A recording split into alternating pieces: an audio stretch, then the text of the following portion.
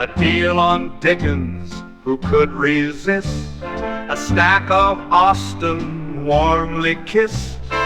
Golden Age crime tales twist and turn, every page a treasure to learn. Books keep coming home with me, piles so tall they're all I see. Turn a page and sail the sea, reading always feels so free. Hi, my name is Talia. Welcome to Talia Nerds Out. I will be recording tonight / very early morning a few book haul videos, which I don't know when they'll go up. I just need to get my book haul videos off the floor in the boxes that they are currently in, just because, I just need them in shelves. So this is a culmination of a little while's worth of book hauls. I just haven't gotten around to speaking about these books. This first video should be fairly short because I just want to talk about my Inklings related book haul and a little bit about what I plan on reading for June. Journey with the Inklings is what I believe the Along's name is.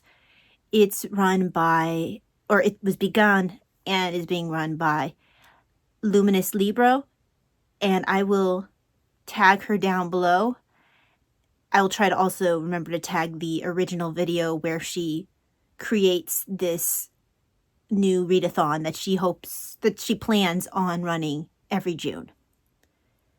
And all her rules and stuff will be there. She's been creating a series of videos talking about different ideas of what people can read. And I believe she's still putting those out. So, definitely check out her channel for everything about June's journey with the Inklings. And her channel is just really cool anyway. So first, what I already own that reaching over here, that I will be looking at for June. I won't be able to read all these things. Not all these things are intended for this June. I'm just pulling in some of the book haul videos, one of which is going to be, it's planned to be read this June. But what I plan to read of what I have, I need to finish The Ring of Words, Tolkien in the Oxford English Dictionary. This technically might not actually fall into it. I don't know if she is accepting books about the Inklings or not. I still need to watch some of her other videos to verify, but at the very least, this is adjacent to that. I started this book, when did I start it? October of last year. And I've mostly just stalled a little bit over the last part, which is just a bunch of words and explaining what the origins of these words are that Tolkien used. Tolkien tend to use in his writing, what the etymology is.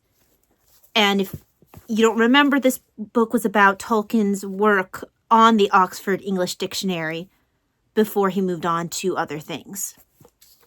It's a small book, but that last part does take a little bit of time simply because it's essentially like when you read a dictionary, most people don't sit there and just read page after page after page of the dictionary. So it is something I probably really should just read a couple words a day and I'd actually get done with it. But yeah, I hope to either finish this in June or to manage to get it done before that point, because it's not like what I have left is hard. Then I am currently reading, I started this one in August of last year, right after I finished the Silmarillion. And this is Tolkien's Unfinished Tales of Numenor and Middle-earth, edited by Christopher Tolkien, with illustrations by Alan Lee, John Howe, and Ted Nasmith. And the artwork in here is beautiful. So I'm not very far along. Let's see. Well, here's my ribbon where I am. And then I have the footnotes at the end of the chapter marked. But yeah, I have been taking my time with this.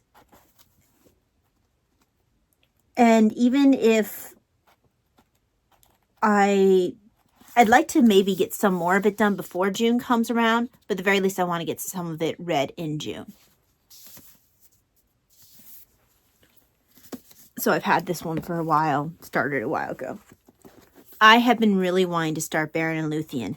One of the suggested challenges within June, because none of her, okay, so she'll have like these prompts, but she doesn't have any of them as like being required or anything like that. If you go to the Storygraph challenge she's created for it, they're all bonus. So that she really just wants people to read more Inklings. But one of the bonus challenges is read something by one of the Inklings that is in verse. And Baron and Luthien has, as well as the as well as the prose, it has the lays of Baron and Luthien. And I've been wanting to read Baron and Luthien for so long. So this is really just an excuse.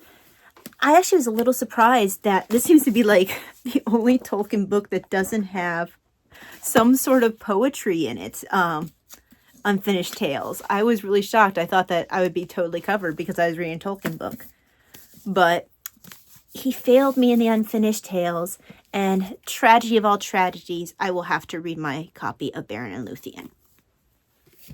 Now, to the things that, and I forgot to bring out, but I'm not going to read it in June. I'll read it, I think I'm planning on reading it for Q4 of Historathon, is my biography that I have of Tolkien. I've been planning to read that for like the past year, maybe 2. Actually, it's probably just the past year. I don't think I've had it 2 years.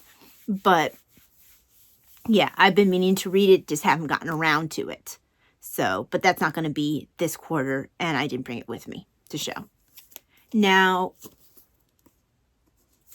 I decided, okay, initially, and I showed this when I was going through my plans for Q2 of Historathon. Initially, I was planning to read Byzantine Aesthetics by Gervais Matthew, who is, one site I looked at mentioned him, named him as an Inkling. In Luminous Libro's notes underneath her first video, she mentions him as kind of like Inklings adjacent, like Dorothy L. Sayers is. So I'm not sure how deep his involvement with the Inklings actually was, but he is still counted for in the Along. But his focus seems to be medieval art. And initially I was going to, I want to make sure that wasn't going to hurt the book. Okay. Initially I was going to read this one for June. It would fit in with my Q2 of Historathon. I love books on art history. Perfect. But then I noticed that I wanted to have an audiobook going. This is related. I wanted to have an audiobook going for when I didn't have all my physical books, wasn't able to read all my physical books. Instead of like re-listening to some of the same other things over and over again, I wanted to listen to an audiobook. So I decided to listen to Henry the Fourth by Ian Mortimer, and I was going to then follow it up with Henry the Fifth, also by Ian Mortimer. Well, I looked back at my reading for last year, and I had read The Beauforts, Edward the First, Edward the Second, Edward the Third, and I was just like, oh wait, and now I'm reading Henry the Fourth, probably Henry the Fifth. I'm missing Richard the Second, and initially I was going to read Brothers York this year, but I decided against it. I feel like this would be a great preparation if I get Richard II in as well. It'd be great preparation for doing Brothers York next year. So, Gervais Matthew also wrote a book that I had picked up just because it was an Inklings book and history. And I was like, oh, actually, yeah, in the back of my head, I was like, wait, don't I have a Gervais Matthew book on Richard II? Here we go. The Court of Richard II by Gervais Matthew. Now, this is more focused on the art and it sounds like what it says is the art and literature and like the court culture, which, yes, that Richard's personality is going to feed into that court culture, but it doesn't sound like it's as much focus on Richard himself. I'm still going to read this for June, but it sounds like Gervais Matthew, excuse me, I keep wanting to say Matthews. Gervais Matthew is approaching this from his area of expertise, which appears to be art history, medieval art history. So I will still enjoy this. I'm still going to read this, but I also decided to read Catherine Warner's book on Richard II. I had also read her book, like I said, last year on Edward II. I happen to have the Kindle book already, so after I finish Henry IV, I'll start that. I'll probably have already started her book, if all things go well. I'll have already started her book on Richard II before I get to this one. So those, like, the 4 books, I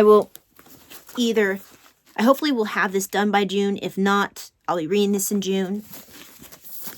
I will be reading this in June, even if I don't finish it. I'd like to read and finish Baron and Luthien in June. And then I do plan on reading and finishing Gervais Matthew, The Court of Richard II. So those are my intended June journey with the Inklings books.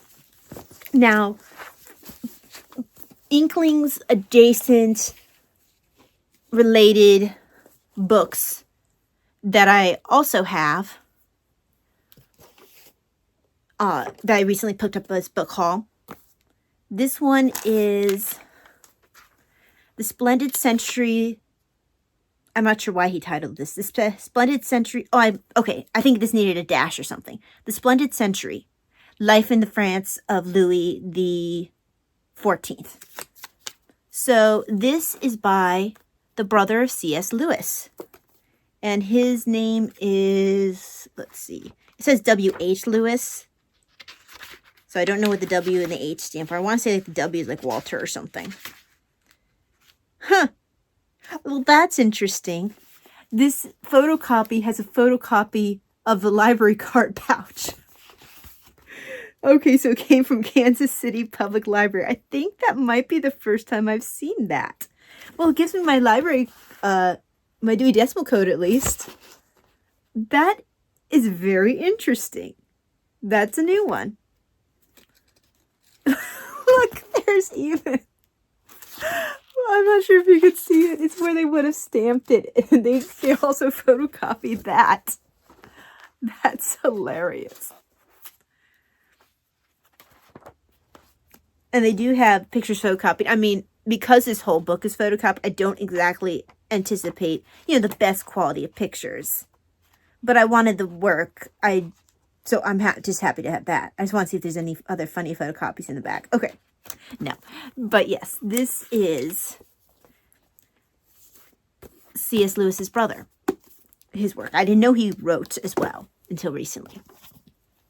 Then this is The Fellowship, The Literary Lives of the Inklings, J.R.R. Tolkien, C.S. Lewis, Owen Barfield, Charles Williams. And I want to say that John David, I think I always say his channel name wrong. I want to say it's Richard of Ottercourt.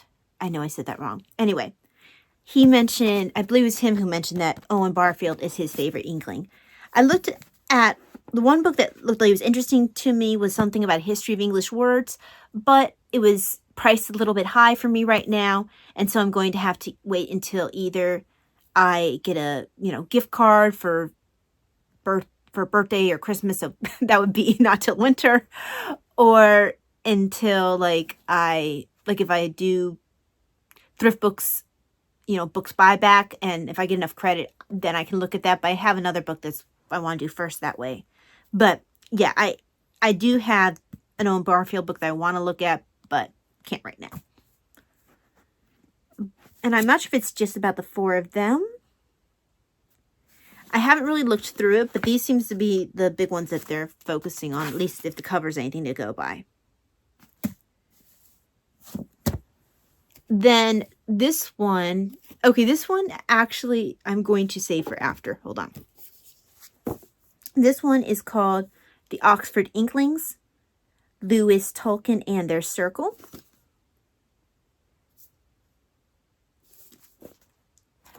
And I think each book will give me a different perspective. This one's Literary Lives. Let's see what this one, I'm sure I don't know, I'm interested in seeing what different perspectives they all come from. Then this one here is Tolkien and C.S. Lewis, The Gift of Friendship. And I like the idea of reading one that was specifically focused on them and their friendship. Which leads me into this other one, which will lead me into my next video. This is Second Friends, C.S. Lewis and Ronald Knox in Conversation. And if you're not familiar with Ronald Knox, he is a member of the Detection Club. So that will end up leading me into my next video, which will be going over some Detection Club books. And another connection of the Detection Club to the Inklings is Dorothy L. Sayers, who is kind of Inklings adjacent, but a full-fledged member of the Detection Club. So I will be headed off to make that video next. But this seemed like a nice book to sort of ease into that. Thank you very much for joining me today. Hope that you have a wonderful day, and I will see you next for the video on the Detection Club. God bless. Bye.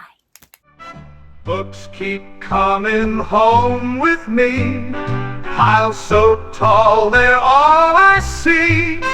Turn a page and sail the sea. Reading always feels so free.